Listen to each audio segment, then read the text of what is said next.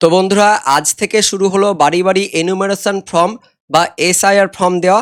এবং এই ফর্মটি আপনাদের এলাকার বিএলও প্রত্যেক ভোটারকে দুটি করে দিয়ে যাচ্ছেন। এই ফর্মগুলি আপনি হাতে পাওয়ার পর কোন ঘরে কি কি লিখবেন এবং কিভাবে ফিল আপ করবেন, পাশাপাশি এই ফর্মটি ফিল আপ করার জন্য 2002 সালের লিস্ট ও 2025 সালের লিস্ট লাগবে। তো 2002 সালের লিস্ট এবং 2025 সালের লিস্ট আপনি কিভাবে পাবেন সেটাও জানবো, এবং তার পাশাপাশি সব থেকে সহজভাবে কোন কোন ঘরে কি কি লিখতে হবে আমরা সেটাও দেখিয়ে দিব এই ভিডিওতে। তাই ভিডিওটি অবশ্যই প্রথম থেকে শেষ পর্যন্ত দেখবেন, এবং তার পাশাপাশি আপনি এখনো এসআইআর ফর্ম পেয়েছেন না পাননি সেটাও ভিডিওর কমেন্ট সেকশনে কমেন্ট করে জানিয়ে দেবেন। তো বন্ধুরা, প্রথমে দেখতে পাচ্ছেন এরকম একই ধরনের দুটি ফর্ম আপনাদের এলাকার বিএলও আপনাদের হাতে দিয়ে যাবে, এবং এই ফর্মটির প্রথম 3টি ঘর অর্থাৎ 1 নম্বর ঘর, 2 নম্বর ঘর এবং 3 নম্বর পাশাপাশি ফটো দিয়ে মোট 4টি ঘর কিন্তু আগে থেকেই ভরা থাকবে। আপনাদের 5 নম্বর ঘরটি কিন্তু ভরতে হবে। এখান থেকে আপনাদের এই ফিল আপটা করা শুরু হবে। তো প্রথম 4টি ঘরে কিন্তু ফিল আপ করা থাকবে। তারপর আপনাদের রিসেন্ট, যেটা লাস্ট আমি ঘর দেখালাম, রিসেন্ট তোলা নিজের পাসপোর্ট সাইজের রঙিন ছবি কিন্তু লাস্টের এই ঘরটাতে আপনাদের আঠা দিয়ে সাটিয়ে দিতে হবে, অর্থাৎ এই ঘরটাতে কিন্তু আপনাদের রঙিন ছবি সাটিয়ে দিতে হবে। এবার আপনি নিচের ঘরে চলে আসবেন। আপনার যে জন্ম তারিখ রয়েছে, ভোটার কার্ড অনুযায়ী যে জন্ম তারিখ বা জন্ম সার্টিফিকেট অনুযায়ী যে জন্ম তারিখ, প্যান কার্ড অনুযায়ী যে জন্ম তারিখ, সেই জন্ম তারিখটা কিন্তু আপনি লিখে দেবেন। কিভাবে লিখবেন? প্রথমে তারিখ, তারপরে একটা দাগ দিবেন, অবলিক দিবেন, তারপরে মাসের সংখ্যা, তারপরে অবলিক দিয়ে বছরের সংখ্যা, এইভাবে কিন্তু আপনাদের জন্ম তারিখটা এই যে প্রথম এই ঘরে কিন্তু লিখে দিবেন। তারপরের ঘরে দেখতে পাচ্ছেন নিজের আধার নম্বর, বাংলাতে লেখা রয়েছে যে নিজের আধার নম্বর, এই আধার নম্বরটা কিন্তু আপনাদের লিখে দিতে হবে এই ঘরটাতে। কিভাবে লিখবেন আমি দেখিয়ে দিচ্ছি যে কোন ঘরে লিখতে হবে। দেখতে পাচ্ছেন আধার কিন্তু এইভাবে কিন্তু বড় বড় স্পষ্ট করে আপনাদের ইংরেজিতে লিখতে হবে। সংখ্যাগুলো ইংরেজিতে লিখবেন, আর যেগুলো আপনাদের নাম, বাবার নাম হোক, নিজের নাম হোক, মায়ের নাম হোক, অর্থাৎ নামগুলো কিন্তু সবসময় বাংলাতে লিখবেন আর সংখ্যাগুলো ইংরেজিতে লিখবেন। তো আধার নম্বর লিখে দিলেন পরের ঘরে। তারপরে 3 নম্বর ঘরটা দেখতে পাচ্ছেন মোবাইল নম্বর, অর্থাৎ আপনার যেটা চালু মোবাইল নম্বর সেই মোবাইল নম্বরটি কিন্তু লিখে দিবেন। এবং তারপরে দেখতে পাচ্ছেন মোবাইল নম্বর লেখার পর আপনার নিজের বাবার নাম কিন্তু তার পরের ঘরে লিখতে হবে। অবিবাহিত মহিলা এবং পুরুষদের ক্ষেত্রে নিজের বাবা তো লিখতে হবে, পাশাপাশি যারা বিবাহিত মহিলা তাদেরকেও কিন্তু নিজের বাপের বাড়ির যে বাবা সেই বাবার নামটাই কিন্তু এই পিতার ঘরের এই জায়গাতে কিন্তু লিখতে হবে। অর্থাৎ দেখতে পাচ্ছেন এই যে পিতার যেটা নাম, এখানে কিন্তু নিজের বাবার নামটা লিখে দিতে হবে, যেটা 2025 সালের লিস্টে রয়েছে। সেই লিস্ট অনুযায়ী কিন্তু আপনার যেখানে নামটা রয়েছে সেখানে কিন্তু আপনার বাবার নামটা লেখা থাকবে। আপনাদের আমি দেখিয়ে দিচ্ছি 2025 সালের লিস্ট কেমন। 2025 সালের লিস্ট দেখতে পাচ্ছেন অন স্ক্রিনে, যে এরকম কিন্তু 2025 সালের লিস্ট হবে। আমি একটা দেখাচ্ছি যেখানে কিন্তু নিজের নাম থাকবে এবং তার পরের লাইনে কিন্তু পিতার নাম হোক বা স্বামীর নাম হোক সেটা থাকবে। তো বিবাহিত মহিলাদের ক্ষেত্রে নিজের বাপের বাড়ির যে বাবা সেই বাবার নামটাই কিন্তু এইখানে, অর্থাৎ এই যে পিতার ঘরের এখানে কিন্তু লিখে দিতে হবে।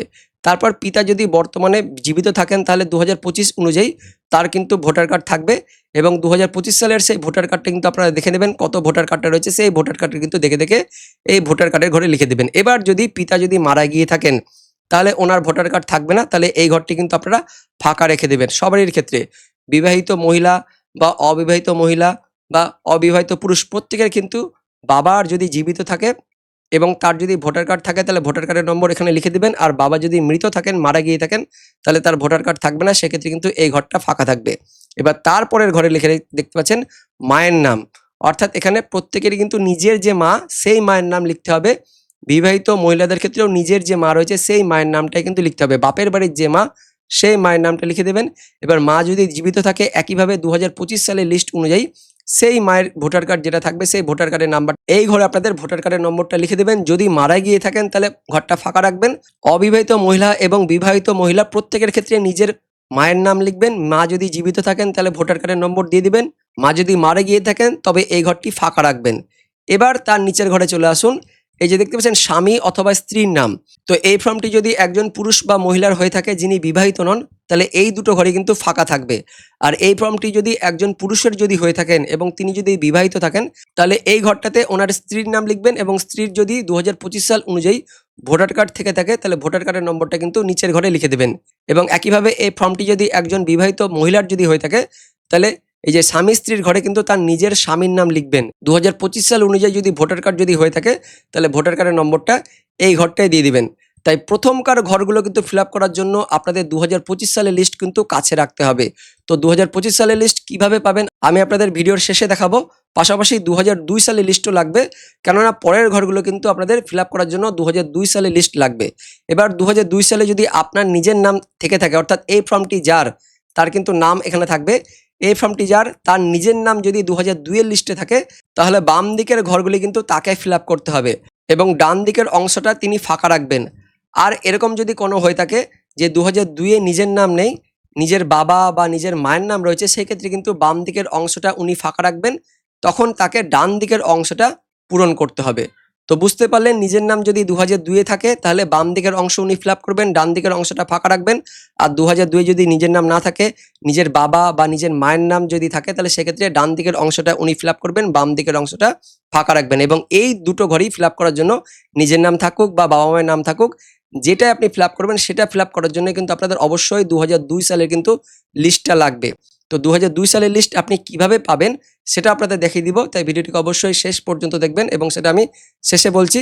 তো প্রথমে দেখে দিই, এই ফর্মটি যার, তার যদি নিজের নাম 2002 সালের লিস্টে থাকে, তাহলে 2002 সালের লিস্ট অনুযায়ী ওনার যে নাম রয়েছে সেই নামটা কিন্তু হুবহু আপনাকে এই যে প্রথম নির্বাচকের নাম এখানে ঘরে লিখে দিতে হবে। ভুল থাকুক ঠিক থাকুক, যে নাম 2002-এ থাকবে সেই নামটাই কিন্তু আপনাকে এই প্রথম 1 নম্বর ঘরটায় লিখে দিতে হবে 2002 সাল অনুযায়ী।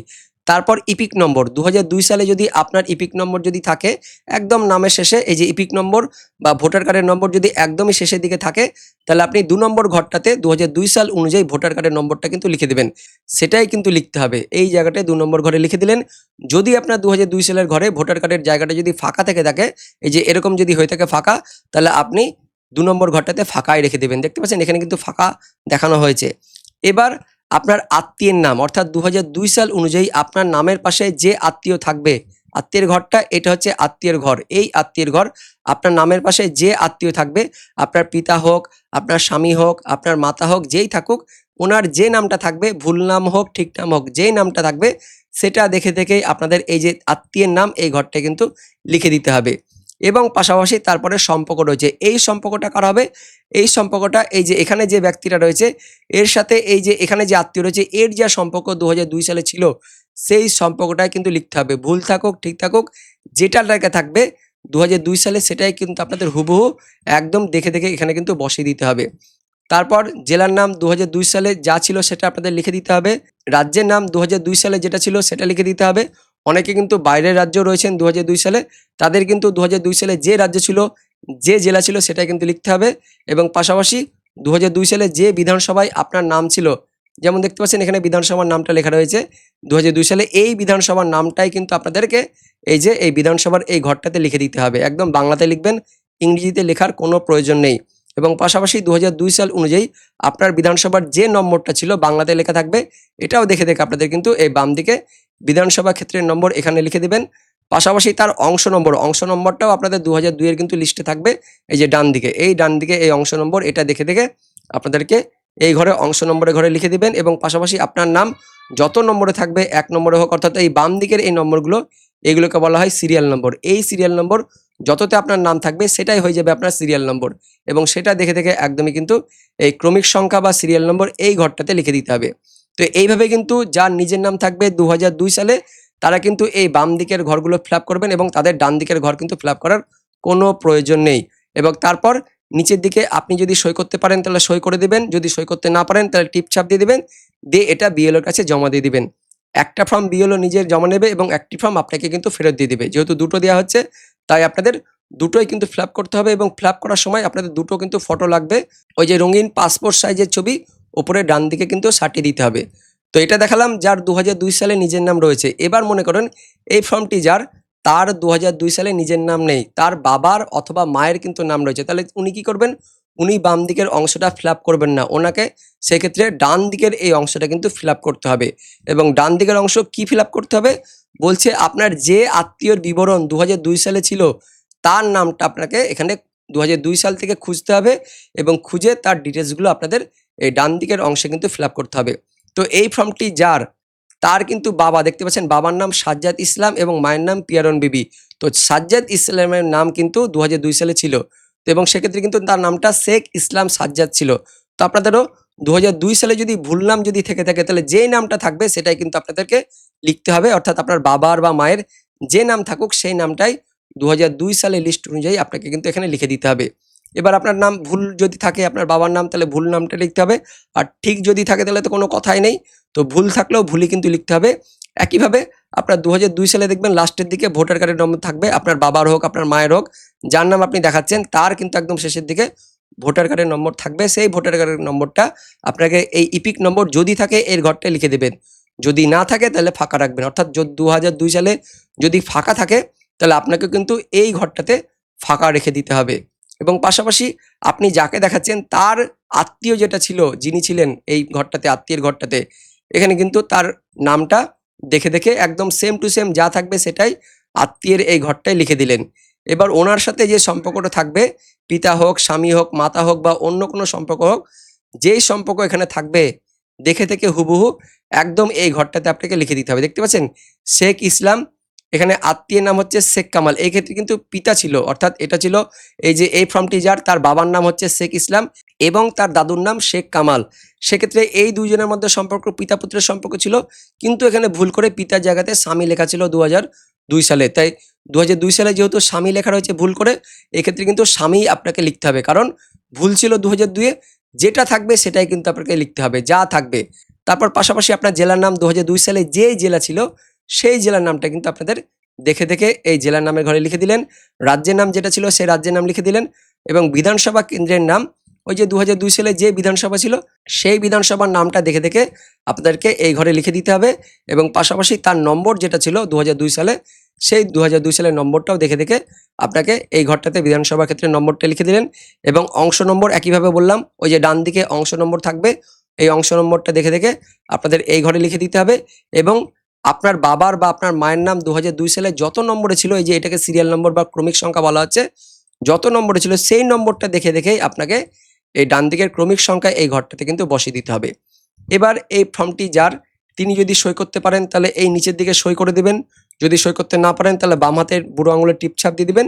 এবার মনে করুন এই ফর্মটি যার, তিনি কর্মসূত্রে বাইরে রয়েছেন, অর্থাৎ তিনি কাজের সূত্রে বাইরে রয়েছেন, এই মুহূর্তে ওনার আসা সম্ভব হচ্ছে না, তো সেই ক্ষেত্রে কিন্তু এই ফর্মটি বাড়ির যে বড় সদস্য রয়েছে, অর্থাৎ বাবা হোক, মা হোক বা ওনার স্ত্রী হোক, যেই হোক, এই ফর্মটি কিন্তু পরিবারের যে কোনো একজন সদস্য এখানে কিন্তু সই করবেন এবং ফিল আপ করে সেটা কিন্তু জমা দিয়ে দিবেন বিএলওর কাছে।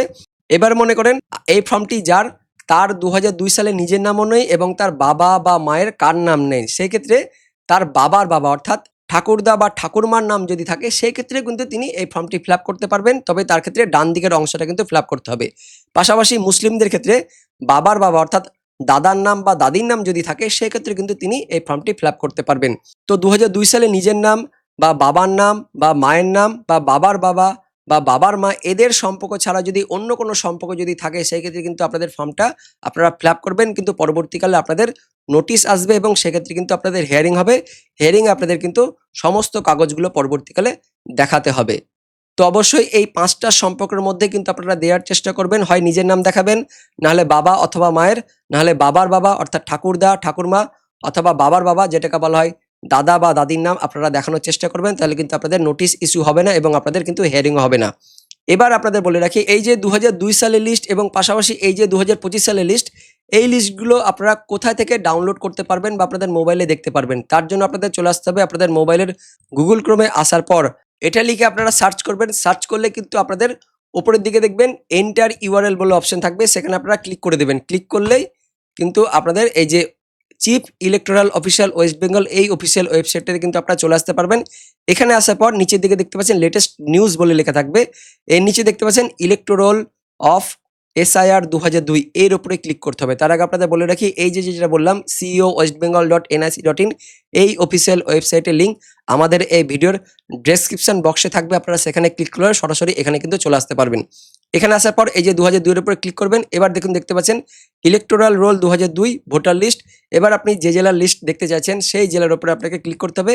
ক্লিক করার পর এবার আপনার বিধানসভা যেটা রয়েছে সেই বিধানসভার উপরে আপনাদের ক্লিক করতে হবে। ক্লিক করার পর ওই বিধানসভার মধ্যে যে সমস্ত বুথ ছিল 2002-এ সেই বুথগুলো আপনারা কিন্তু দেখতে পারবেন। এবার আপনার যে বুথ সেই বুথের উপর ফাইনাল রোল এর উপরে ক্লিক করবেন। ক্লিক করার পর একটা আপনাদের ক্যাপচা থাকবে, এই ক্যাপচাটা কিন্তু আপনারা এখানে দিয়ে দিবেন। দিয়ে দেওয়ার পর ভেরিফাই করবেন, তাহলে আপনাদের 2002 সালের লিস্ট আপনারা ডাউনলোড করতে পারবেন। এবার আপনারা 2025 সালের এই যে লিস্ট, এটা কি করে ডাউনলোড করবেন? এটা ডাউনলোড করার জন্য একইভাবে কিন্তু আপনাদের গুগলে চলে আসতে হবে। গুগলে আসার পর লিখবেন, এটা লেখার পর আপনারা সার্চ করবেন। সার্চ করার পর প্রথম যেটা আসবে voters.eci.gov.in, এর উপরে ক্লিক করবেন। ক্লিক করলেই ইলেকশন কমিশন অফ ইন্ডিয়া অর্থাৎ ভারতীয় নির্বাচন কমিশনের অফিসিয়াল ওয়েবসাইট খুলে যাবে। এই অফিসিয়াল ওয়েবসাইটের লিঙ্কও আমাদের ভিডিওর ডেসক্রিপশন বক্সে থাকবে। এখানে আসার পর আপনাদেরকে নিচের দিকে স্ক্রল করবেন। নিচের দিকে দেখুন লেখা রয়েছে যে ডাউনলোড ইলেকটোরাল রোল পিডিএফ, এর উপরে ক্লিক করবেন। এর উপরে ক্লিক করলেই দেখবেন voters.eci এরকম খুলে যাবে এই পোর্টালটা, এবং এই লিঙ্কটাও আমরা কিন্তু দিয়ে রাখবো শর্টকাট লিঙ্ক। এখানে ক্লিক করলেও সরাসরি আপনারা কিন্তু এখানে চলে আসতে পারবেন। এখানে আসার পর আপনাদের স্টেট, এখানে কিন্তু আপনাদের ওয়েস্ট বেঙ্গল সিলেক্ট করতে হবে। ওয়েস্ট বেঙ্গল সিলেক্ট করার পর আপনি যে জেলার লিস্ট দেখতে চাচ্ছেন সেই জেলার নামটা সিলেক্ট করে নিলেন, এবং সেই বিধানসভা আপনি এখন বর্তমানে 2025 সালের লিস্ট যে বিধানসভার দেখতে চাইছেন সেই বিধানসভার নামটা সিলেক্ট করবেন, এবং সেই বিধানসভার আপনাদের এবার এখানে আসার পর বেঙ্গলি এটা সিলেক্ট হয়ে থাকবে। রোল টাইপ এখানে আপনাদের ক্লিক করতে হবে, ফাইনাল রোল 2025 করবেন। এবার আপনি যে বুথের দেখতে চাইছেন সেই বুথের নামটা আপনাদেরকে নিচের দিকে থাকবে।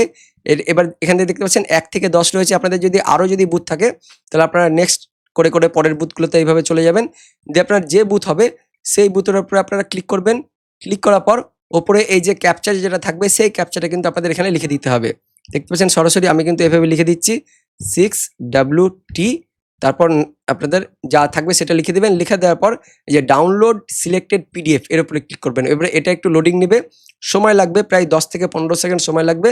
10 থেকে 15 সেকেন্ডের মধ্যেই কিন্তু আপনাদের এটা কিন্তু ডাউনলোড হয়ে যাবে, এবং ডাউনলোড কিন্তু পরবর্তীকালে আপনারা সেটাকে ওপেন করে কিন্তু খুব সহজে দেখে নিতে পারবেন। তো দেখতে পাচ্ছেন এইভাবে 2002 সালের লিস্ট এবং 2025 সালের লিস্ট কিন্তু আপনারা ডাউনলোড করে নিতে পারবেন।